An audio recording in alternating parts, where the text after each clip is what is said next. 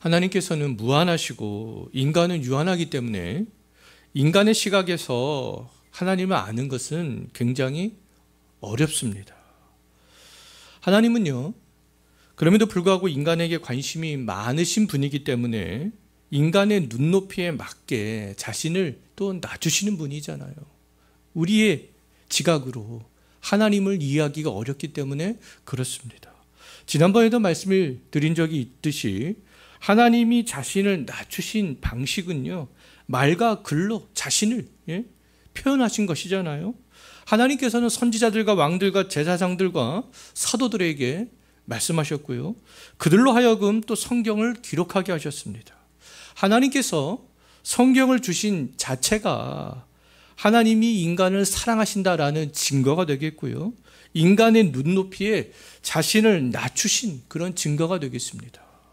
하나님은 성경을 주시기만 하신 것이 아니라 이 유한한 인간이 무한한 하나님을 이해할 수 있도록 신인 동영론적인 표현들을 성경 곳곳에 그렇게 사용을 했습니다. 인간의 언어로, 인간이 이해할 수 있는 표현으로 자신을 낮추셨잖아요. 지금까지 몇 주 동안 살펴봤듯이 하나님께서는 성경에서 엘로힘, 여호와와 같은 이름을 붙여서 인간에게 자신을 계시하셨습니다. 인간들이 하나님은 조금 더 그 이름을 통하여서 알 수 있도록 하기 위하여서 스스로 그렇게 이름을 붙이셨던 거 아니겠어요? 또 인간과 공유할 수 있는 속성과 인간과 공유하지 않는 하나님만의 속성을 가진 분으로 또 우리들에게 그렇게 계시하셨습니다. 한 분 하나님이 또 삼위, 즉 각각의 구별된 인격을 가지신 성부와 성자와 성령으로 존재하시는 분으로 그렇게 계시하심으로 우리 인간들이 하나님을 알 수 있도록 그렇게 하셨잖아요. 지난주에는 우리가 또 하나님의 기원에 대해서 살펴봤습니다. 성경은 인간과 이 세상의 기원뿐만 아니라 하나님의 기원에 대해서도 말씀을 하고 있잖아요. 지난주 우리는 모든 만물의 기원 되시는 성부 하나님의 기원은 성부 하나님이다 라는 사실에 대해서 살펴보았습니다. 이처럼 하나님에 대한 모든 진리를 이름에서부터 기원에 이르기까지 살펴봐야 하는 이유는요, 성경에서 그 모든 것들을 다 말씀하고 있기 때문에 그렇습니다. 성경에서 말씀하는 하나님에 대한 진리들을 우리가 알아야 거짓된 가르침에 유혹당하지 않을 수 있잖아요. 거짓 가르침은 사도 바울이 활동했던 그 시대에도 있었습니다. 그들이 거짓 가르침에 유혹당하지 않을 수 있는 방법은 사도 바울이 가르쳤던 그 복음을 간직하고 기억하는 것이죠. 사도 바울이 하나님에 대해서 어떻게 가르쳤는가? 성경에 기록된 대로 하나님께서 또 자기에게 계시해 주신 대로 사도 바울이 가르쳤잖아요. 우리가 그 가르침대로 하나님을 알아야 거짓된 가르침에 유혹을 당하지 않을 수 있고요, 또 하나님은 온전하고도 바르게 믿을 수 있습니다. 지난주 살펴본 대로 성부 하나님은 스스로 존재하시는 분이에요. 성부 하나님의 기원은 어디예요? 성부 하나님이 되는 거죠. 성부는 영원히 끝도 없이 스스로 존재하는 분이기 때문에 성부 하나님의 기원은 성부 하나님이 되겠습니다. 지난주 살펴봤듯이 성자 하나님의 기원은 성부 하나님이라는 거잖아요. 지난주 우리는 히브리서 1장 5절 말씀을 통해서 성부는 성자를 낳으셨고 성자는 성부로부터 발생되신 분이라는 사실에 대해서 살펴보았습니다. 그럼 성자의 기원은 누구라는 겁니까? 성부라는 것이죠. 그 발생, 낳으심을 통하여서 성자 하나님은 성부로부터 기원이 되었다라는 것이죠. 그것이 성경의 가르침이 되겠습니다. 성부가 성자를 낳았다라는 개념을 이해하기가 어렵지만 우리는 그것을 진리로 받아들여야 하는 것이죠. 왜요? 성경에서 분명히 그렇게 표현하고 있기 때문에, 말씀하고 있기 때문에 그렇습니다. 우리는 성부가 성자를 낳았다라는 개념을 머릿속에서 이미지로 그리려 하기보다는 엄마가 아기를 낳듯이 우리가 그것은 이미지로 그릴 수 있잖아요. 근데 성부가 성자를 낳았다. 이것을 우리가 이미지로 그릴 수 없습니다. 그럼에도 불구하고 우리는 그것을 정립을 해야 돼요. 어떻게 해요? 용어로서 정립을 해야 되는 것이죠. 그 개념을 그러니까 용어로서 정립을 할 수밖에 없어요. 왜요? 성경이 그렇게 말씀하고 있기 때문에 그렇습니다. 성자의 기원은 성부라는 개념을 우리는 용어로서 그냥 정립을 하는 것이죠. 성자 하나님의 기원은 성부가 되는 거구나. 성부가 성자를 낳았구나. 성경에서 그렇게 말씀하고 있기 때문에 그렇습니다. 자, 오늘 우리가 살펴볼 내용은 성령의 기원이 되겠습니다. 성령의 기원. 성경에서 성령의 기원에 대해서 어떻게 말씀하고 있는가? 요한복음 우리가 읽었던 15장 26절을 다시 보십시오. 우리가 이 말씀은 잘 알고 있는 말씀이잖아요. 근데 이게 많은 사람들이 그냥 눈으로만 읽습니다. 너무나 익숙한 말씀이에요. 근데 이 말씀에서 어떤 의미가 담겨 있어요? 성령의 기원에 대해서 말씀하고 있습니다. 어떻게 말씀하고 있어요? 성령의 기원은 누구라고 말씀하고 있습니까? 성자와 성부다. 이렇게 말씀하고 있잖아요. 성령은 성자로부터 보내어지는 분이고 성부로부터 나오시는 분이다. 이렇게 말씀하고 있잖아요. 요한복음 15장 26절 외에도 요한복음 14장 26절과 16장 7절에서도 성령은 성자로부터 보내어지는 분이다. 이렇게 말씀하고 있습니다. 그러면 성령의 기원은 누구라는 겁니까? 성부와 성자라는 것이죠. 초대교회 시절에는 수백 년 동안 이 성령의 기원에 대해서 수도 없이 논쟁했습니다. 그래서 우리가 필리오케 논쟁이다 이렇게 얘기도 하기도 하는데요. 성령의 기원이 누구냐? 지금도 동방교회는 성령의 기원은 성부다 이렇게 얘기합니다. 근데 서방교회, 서방 로마 카톨릭 지금 그다음에 우리 개신교들은 성령의 기원은 성부와 성자다 이렇게 믿고 있습니다. 자, 성경에서 성자는 성부로부터 나오신다, 발생되신다 이렇게 말씀하고 있잖아요. 또 성령은 성부와 성자로부터 발출되신다. 성자는 성부로부터 발생되신다, 나오신다, 나으심이라는 단어를 쓰고 성령은 성부와 성자로부터 나오심, 발출이라는 단어를 사용하고 있어요. 성경에서 성자의 발생은 히브리서 1장 5절에서 나으심으로, 성령의 발출은 성경에서 특별히 요한복음 20장 22절 말씀을 보게 되면 숨을 내쉬는 것으로 그렇게 묘사를 하고 있습니다. 우리는 삼위 하나님의 기원에 대해서 이 정도로만 알 수 있어요. 성부는 성자를 낳으셨고 성령은 성부와 성자로부터 발출되셨고, 자, 성부는 다시 한번 정리하자면 스스로 존재하시는 분이고, 성자는 성부께서 낳으실 때 발생되신 분이고, 성령은 성부와 성자가 숨을 내쉴 때 발출되신 분이다 라는 사실이죠. 자, 성령은 성부와 성자가 이렇게 호흡하는 방식으로 나오셨기 때문에, 발출되셨기 때문에 성경에 또 다른 곳에서 다양하게 불리워지고 있는데요. 하나님의 영이다 이렇게 불리워지기도 하고, 하나님의 입의 호흡이다 이렇게 불리워지기도 하고, 아들의 영이다 이렇게 불려지기도 하고요. 그리스도의 영으로 그렇게 불려지기도 합니다. 성령은 성부와 마찬가지로 보이지 않는 그러면 영이 되는 거잖아요. 영을 가진 존재는 그렇다면 하나님과 천사와 인간입니다. 우리는 지난주에 예수 그리스도가 하나님의 아들 되심과 우리 사람이 하나님의 아들 되심의 차이에 대해서 살펴봤잖아요. 성자 하나님의 아들 되심은 영원에서, 영원 속에서 이루어진 일들이었고, 우리의 아들됨은 구원을 통하여서 하나님의 백성됨을 통하여서 우리들은 하나님의 아들이 될 수 있는 거잖아요. 이 시간 속에서요. 자, 근데 그런 개념들을 이 성령에도 우리가 가져올 수 있는데, 영을 가진 존재, 하나님, 천사, 인간, 동물에게는 영이 없잖아요. 하지만 여기서 천사의 영과 사람의 영은 이 성령과는 다르다라고 할 수 있겠습니다.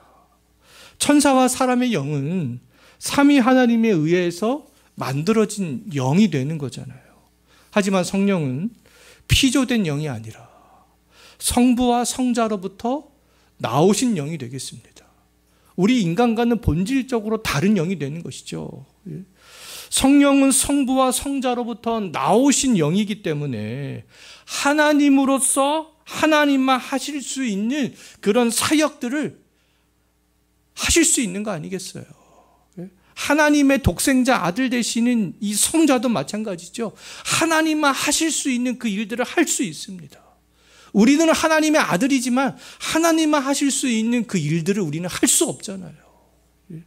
우리들도 영을 가진 존재지만 성령의 일들을 우리는 할 수가 없습니다. 자,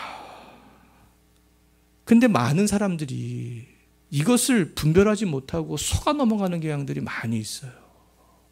하나님만 할 수 있는 사역을 인간이 할 수 있는 것처럼 말하는 가르침은 거짓된 가르침이 되는 거 아니겠어요? 그럼에도 불구하고 많은 사람들이 여기에 속아서 이단으로 넘어가게 되는 거죠.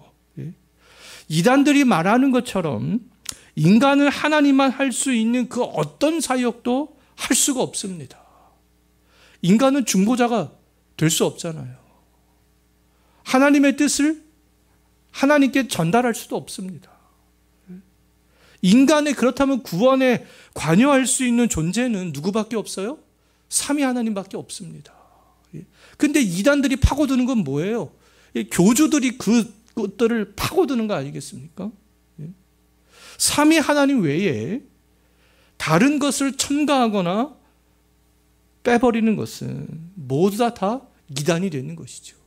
우리가 구원을 얻기 위하여서 삼위 하나님만 강조하지 않고 인간을 강조하거나 다른 것을 강조하는 것들은 다 잘못된 것들이 되겠습니다.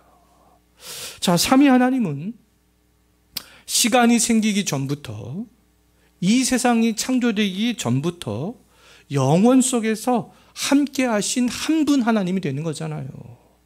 삼위 하나님께서는 영원 속에서 발생되시고 발출되셨습니다.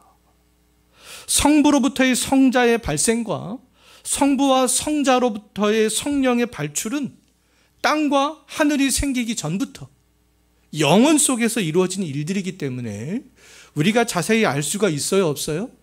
자세히 알 수 없습니다. 성경에서 또 그것들을 자세하게 말씀하고 있지 않기 때문에 어떻게 낳으셨는지, 어떻게 나오셨는지 더 이상 우리는 알 수가 없는 거 아니겠어요?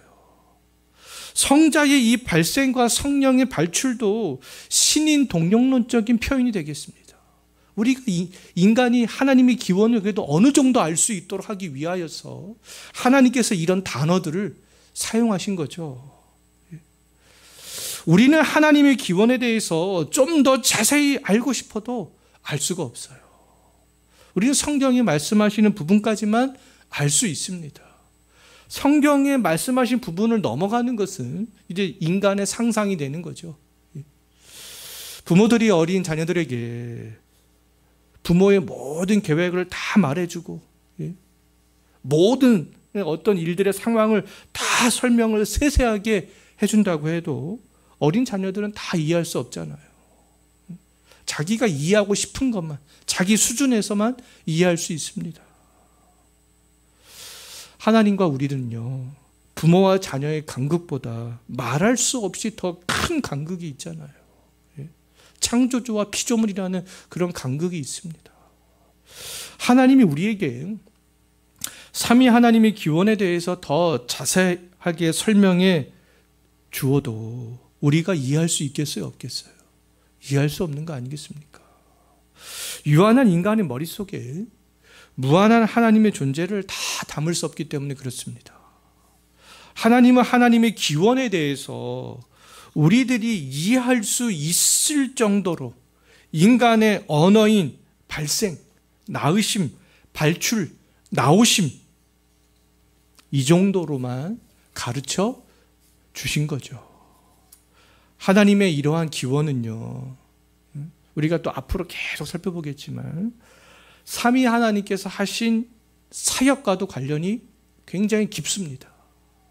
지난주 살펴봤듯이 스스로 존재하시는 성부는 우리의 구원을 계획하셨어요. 성부가 낳으신 성자는 성부의 구원의 계획을 이루기 위하여서 이 땅에 오신 거죠. 자, 성부와 성자로부터 나오신 그러면 성령은 어떤 사역을 하는가? 오늘 읽었던 본문 요한복음 15장 26절 다시 한번 보십시오. 거기 분명히 성령이 하시는 사역에 대해서 말씀하고 있는데요. 성령이 하시는 사역은 뭐라고 말씀하고 있습니까? 성자를 증언하는 것이다. 성자가 하시는 일들을 성령이 증언하는 거죠. 자, 성자를 그렇다면 드러내지 않고 성부께로 인도하지 않는 그런 사역들은 성령이 하시는 사역이라고 말할 수 있겠어요? 아무리 신비한 어떤 현상이 나타난다 할지라도 그것은 성령이 하시는 사역이 아니라는 것이죠. 요한일서 4장 1절 말씀에서 사랑하는 자들아, 영을 다 믿지 말고 오직 영들이 하나님께 속하였나 분별하라. 많은 거짓 선지자들이 세상에 있다. 그렇게 말씀하고 있잖아요. 거짓된 영과 이 성령의 구별은 누구를 증언하는가에 달려 있어요. 누구를 증언하는가. 성자를 증언하면 성령이 하시는 일이 되겠고요. 사람을, 어떠한 특정한 사람을 증언하면 거짓된 영이 하는 일들이 되는 거 아니겠어요? 오히려 신비한 현상이 일어나긴 하는데 성자로부터 멀어지게 한다. 십자가와 부활의 믿음에서 멀어지게 한다. 그럼 그것은 다 거짓된 영이 하는 것이 되는 거죠. 성경은 삼위 하나님의 기원에 대해서 이처럼 말씀하고 있습니다. 삼위 하나님의 기원은 그럼 삼위 하나님이 되는 거잖아요. 우리의 기원은 또 누구예요? 하나님이잖아요. 하나님의 기원은 하나님 스스로가 되시는 거죠. 하나님 스스로가 기원 되시는 그 삼위 하나님은 그 우리의 구원을 위해서 이제 각각 구별된 사역들을 하시는 것을 볼 수 있어요. 삼위 하나님께서 각각 구별된 사역들을 이제 어떻게 하시는가? 어떤 사역을 하시는가? 우리는 이제 다음 주부터 하나님의 작정부터 우리가 살펴보게 될 텐데요. 자, 우리가 이렇게 성경에서 말씀하는 삼위일체 하나님에 대한 진리를 우리가 알고 우리의 구원을 위해서 각 위격에 해당이 되는 성부와 성자와 성령의 하시는 그런 사역을 우리가 알 때 구원의 풍성함의 은혜들을 더욱더 우리가 깊이 누리게 되지 않겠어요? 아, 삼위 하나님께서 스스로 하나님께서 친히 자기 자신이 기원이 되시는 하나님께서 우리의 구원을 위해서 각각 이런 사역들을 하시는구나. 성부는 이런 사역을 하시고 성자는 이런 사역을 하시고 성령은 이런 사역을 하시는구나. 우리가 그 은혜들을 더욱더 깊이 알아갈 수 있는 것이죠. 우리가 다음 주부터 이제 더욱더 구체적으로 하나씩 삼위 하나님께서 우리를 위해서 하신 사역에 대해서 살펴보도록 하겠습니다. 우리 시간에 잠깐 기도하겠는데요. 우리는 지금까지 하나님의 이름과 하나님의 두 속성과 신성이 동일하고 동등하면서 함께 구별되어 공존하시는 한 분 하나님이 삼위로 존재하는 것과 또 하나님의 기원에 대해서 살펴봤습니다. 삼위일체 하나님의 이러한 지식을 숙고할 때 하나님에 대한 믿음이 더욱더 깊어졌으면 좋겠습니다. 아, 하나님, 삼위 하나님께서 우리의 구원을 위해서 이런 일들을 하셨군요. 그런 믿음이 더욱더 깊어졌으면 좋겠어요. 우리 그것을 위해서 기도하시고, 또 삼위일체 하나님이 우리의 구원을 위해서 하신 사역을 생각하면서 삼위 하나님께 감사하며 그 순종하는 삶을 살 뿐만 아니라 즐거이 성령이 인도하시는 그런 길들을 따라갈 수 있도록 우리가 이것을 위해서 다 같이 한번 기도하도록 하겠습니다. 하나님 아버지,